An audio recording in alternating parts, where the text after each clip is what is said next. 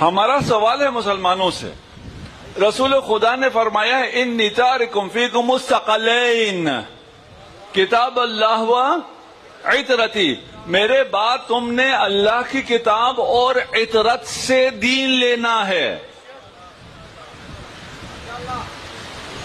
تو تم نے اللہ کی کتاب اور عطرت کو چھوڑ کر باقی لوگوں سے دین لینے کا سلسلہ کیوں شروع کر دیا؟ باقی فقہ پہ عمل کرنے سے تو اچھا انسان کھلا ڈلا رہے، کچھ بھی عمل نہ کرے.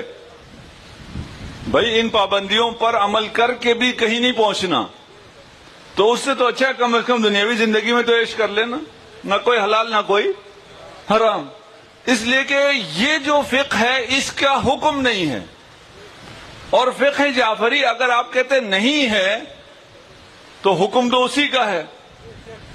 یہ نہیں ہو سکتا رسول خدا کسی ایسی چیز کا حکم دیں جو نہ ہو. رسول نے حکم دیا، یہ سب مانتے نا. رسول کے اس حکم کو اگر میں ٹرانسلیٹ کروں تو مطلب یہ ہے کہ میرے بعد فقہ جعفری پہ رہنا.